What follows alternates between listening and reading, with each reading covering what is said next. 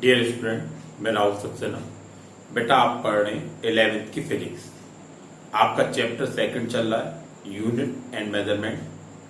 ठीक है, जिसमें आपने लास्ट वाला जो टॉपिक थे, लास्ट वाले वीडियो में, लास्ट वाली क्लास में आपने पढ़ा था, मात्रक पढ़े थे। मात्रक के बाद आपने विभिन्न मात्रक देखे थे।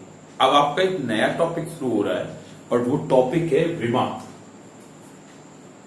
आपका एक नया टॉपिक शुरू हो रहा है बेटा, टॉपिक का नाम है विमा। विमा किसे कहते हैं? किसी भौतिक राशि को व्यक्त करने के लिए, किसी भौतिक राशि को व्यक्त करने के लिए मूल राशियों के ऊपर, मूल राशि के ऊपर चढ़ाई गई घात विमा कहलाती है। अब दोबारा सुनिए, किसी भौतिक राशि को व्यक्त करने के लिए मूल राशि के ऊपर चढ़ाई गई घातें आपकी विमा कहलाती हैं। ठीक है, आपका टॉपिक क्या है बेटा? विमा। ठीक है, विमा किसे कहती है? किसी भौतिक राशि को व्यक्त करने के लिए मूल राशि के ऊपर, अर्थात मूल राशि के प्रतीकों के ऊपर चढ़ाई गई घातें विमा कहलाती हैं। लेकिन बेटा आपकी मूल राशि क्या होती है? मूल राशि आपने पीछे पढ़ी है, वे भौतिक राशियां जो पूर्णतः स्वतंत्र होती हैं, जो दूसरी राशियों पर निर्भर नहीं करती, उन्हें मूल राशि कहते हैं। मूल राशि आपकी कौन कौन सी है? लंबाई, द्रव्यमान, समय, ताप, विद्युत धारा, ज्योति तीव्रता और पदार्थ की मात्रा।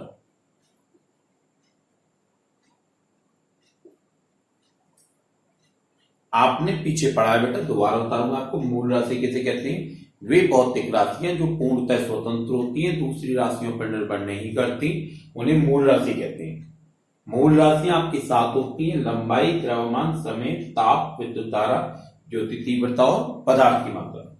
लंबाई को हम कैपिटल एल से, द्रव्यमान को एम से, समय को टी से, ताप को के से, विद्युत धारा ए, ज्योति तीव्रता सी डी और पदार्थ की मात्रा को मोल से व्यक्त करते हैं।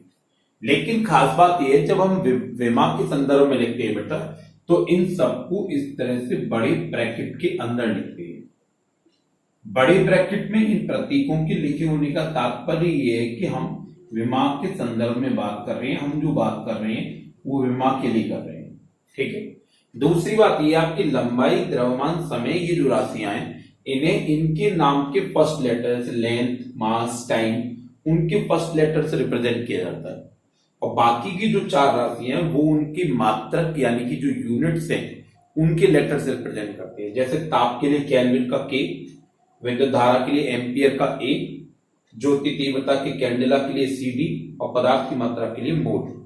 अब खास बात यह है कि इन 5 लेटर्स को हम कैपिटल में लिखते हैं, जबकि सी डी और मोल को हम स्मॉल में लिखते हैं। यहां से आपकी बात शुरू होती है बेटा विमा की। दोबारा सुन बेटा, आप पढ़ रहे हो 11th की फिजिक्स, आपका आज का टॉपिक है विमा।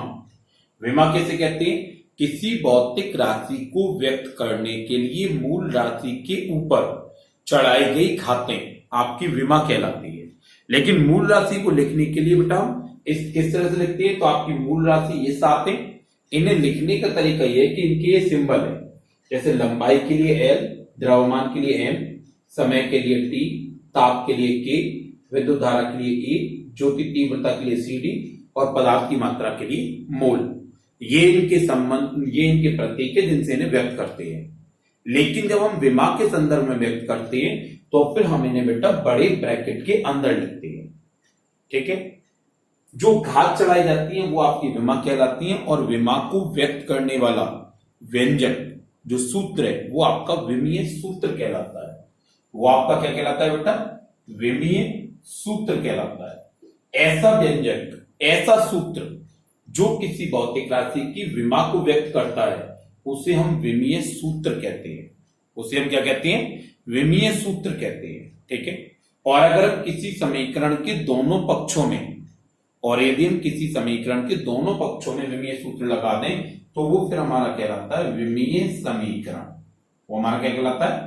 विमीय समीकरण। एक बार आप दोबारा सुनो बेटा, विमा कैसे कहते हैं?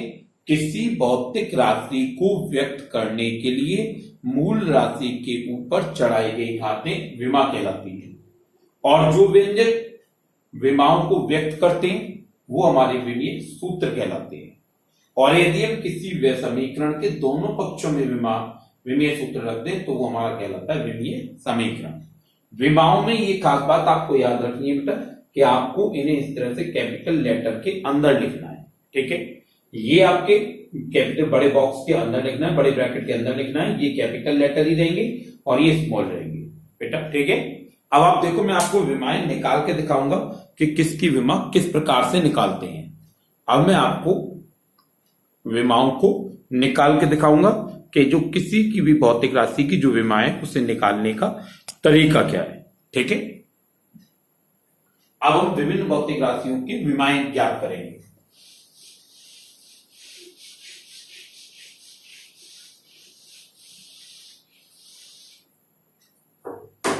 देखो, जैसे सबसे पहले मैं क्षेत्रफल का विमीय सूत्र ज्ञात कर रहा हूं। क्षेत्रफल का विमीय सूत्र, आपको क्षेत्रफल का विमीय सूत्र ज्ञात करना है। आपको उससे पहले क्षेत्रफल का सामान्य सूत्र पता होना चाहिए, ठीक है। तो जैसे आपका ये क्षेत्रफल, आप जानते हो क्षेत्रफल का सूत्र होता है लंबाई गुणा चौड़ाई। देखो, जैसे जैसे आप विमा आगे पढ़ोगे, विमा के बारे में आपको खास बातें होंगी, वो संग संग पता चलती जाएंगी। जैसे आपको अभी सबसे पहले एक बात पता चली कि विमा के संदर्भ में जब हम प्रतीकों को लिखते हैं तो बड़े ब्रैकेट के अंदर लिखते हैं। अब विमा के संदर्भ की खास बात, दूसरी खास बात यह है कि विमा में लंबाई हो, चौड़ाई हो, ऊंचाई हो, मोटाई हो, त्रिज्या हो, तरंगदैर्घ्य हो, यानी वो किसी भी प्रकार से मीटर लंबाई में नापी जाने वाली लेंथ है कोई भी, तो उससे हम एल ही लिखते हैं। आप एक बार ध्यान रखना, आप नॉर्मल लैंग्वेज में लंबाई को एल, चौड़ाई को बी, लेंथ और ब्रेथ के हिसाब से लिखते हो। लेकिन विमा के संदर्भ में जब हम विमा की बात करते हैं तो लंबाई, चौड़ाई, ऊंचाई, मोटाई, गहराई, त्रिज्या, तरंगदैर्घ्य यानी कोई भी दूरी हो, उन सबको एल से रिप्रेजेंट करते हैं। अब आप देखो, जब हम ये कहेंगे कि क्षेत्रफल का विमीय सूत्र, तो आप क्या करोगे? इस लंबाई के लिए एल लिखोगे, इस चौड़ाई के लिए एल लिखोगे। अब जब आधार समान है तो घातें जुड़ जाएंगी और ये आपका बन जाएगा L1 + 1, यानी ये आपका बन गया L2। तो इसका जो विमीय सूत्र आया वो L2 आ गया। आपका क्षेत्रफल का जो विमीय सूत्र आया वो L2 आ गया और यहां पर 2 इसकी घात हो गई, यानी 2 इसकी विमा हो गई। तो अगर आपसे क्षेत्रफल का विमीय सूत्र पूछा जाए तो वो आप इस तरह से ज्ञात करोगे बेटा, ठीक है। क्षेत्रफल के बाद अब हम और निकालते हैं।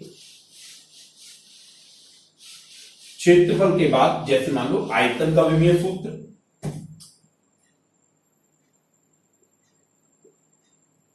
आयतन का विमीय सूत्र, ठीक है। तो आप जानते हो आयतन का जो सूत्र होता है वो क्या होता है? लंबाई गुणा चौड़ाई गुणा ऊंचाई, ठीक है। तो आपका आयतन का विमीय सूत्र क्या होगा बेटा? आयतन का विमीय सूत्र, लंबाई के लिए एल बेटा, चौड़ाई के लिए एल बेटा और ऊंचाई के लिए भी एल। तो अब ये आपका बन गया L1 + 1 + 1, तो L3। ये आपका क्या बन गया बेटा? L3। आपको देखो, मैं और भी अभी विमीय सूत्र निकाल कर दिखाऊंगा, लेकिन आपको ये याद रखना है, ये जो शुरुआत के विमीय सूत्र हैं, आपकी फिजिक्स में जितनी भी भौतिक राशियां आएंगी आप सबके लिए विमीय सूत्र निकालोगे।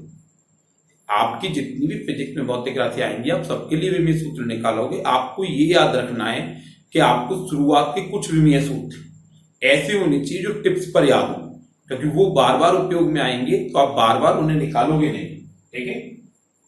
जैसे आपका ये हो गया। अब हम निकालेंगे चाल का विमीय सूत्र।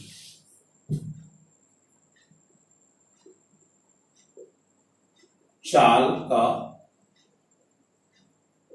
विमीय सूत्र।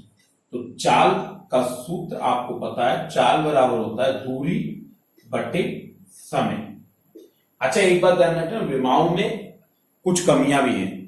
विमा से आप ये नहीं बता सकते कौन सी राशि अदिश है और कौन सी सदिश है। अगर हम चाल की जगह यहां पर वेग लेते तो भी हम इसी तरह से यहां पर विस्थापन और यहां समय लिखते, ठीक है। चाल का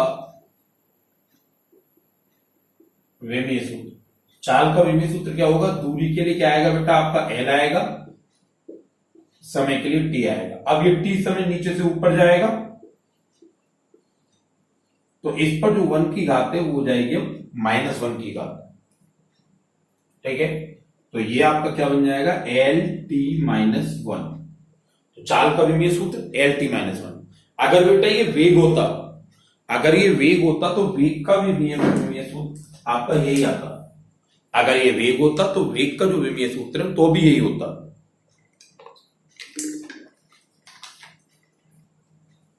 अब हम इसके बाद निकालेंगे त्वरण का विमीय सूत्र।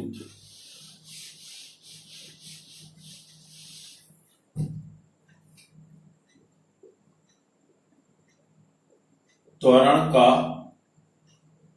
विमीय सूत्र, आपने त्वरण का सामान्य सूत्र पढ़ा है। त्वरण बराबर होता है बेटा वेग परिवर्तन बटे समय। त्वरण का जो विमीय सूत्र है वो होता है आपका बेटा, त्वरण का जो सूत्र है वो क्या होता है वेग परिवर्तन बटे समय। तो त्वरण का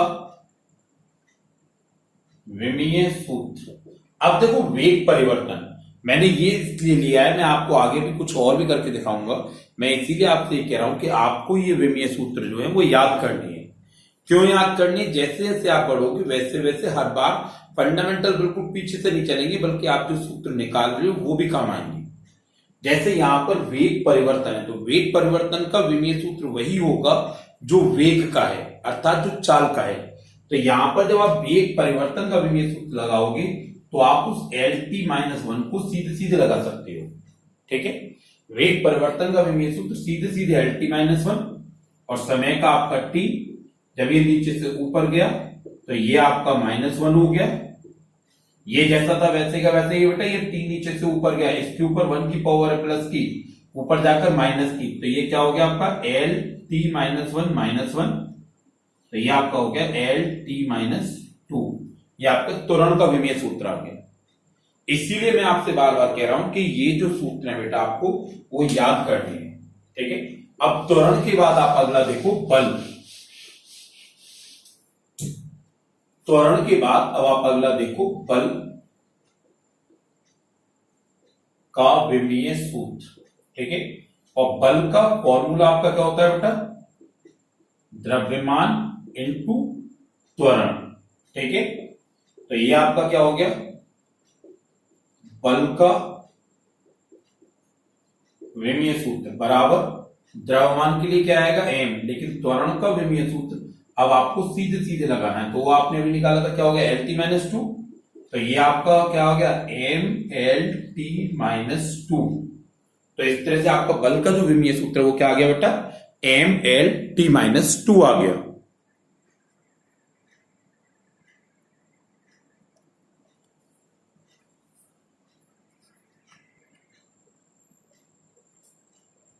ये आपका बल का विमीय सूत्र आ गया। बल के विमीय सूत्र के बाद बेटा आप निकालोगे कार्य का विमीय सूत्र। कार्य का विमीय सूत्र, और आप जानते हो कार्य बराबर आपका क्या होता है बेटा, बल गुणा विस्थापन, ठीक है। तो आपका कार्य का विमीय सूत्र बल का क्या हो गया MLT -2 और विस्थापन के लिए L। तो ये देखो m वैसे का वैसे ही है, L के ऊपर 1 ये रहा और 1 ये रहा, तो 1 + 1 और T का -2। फाइनली क्या आ गया बेटा ML2T -2। ये आपका कार्य का विमीय सूत्र आ गया। ठीक है। इस प्रकार आप और भी विमीय सूत्र आगे निकाल सकते हो। ठीक है, इस प्रकार आप और भी विमीय सूत्र आगे निकाल सकते हो। जैसे चलो हम एक दो और निकालते हैं।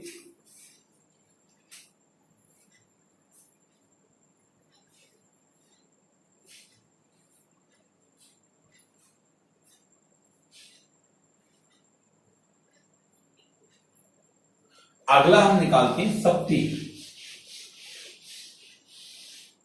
अगला जो निकालते हैं बेटा वो निकालते हैं शक्ति का विमीय सूत्र। शक्ति का विमीय सूत्र। शक्ति का फॉर्मूला आपका क्या होता है?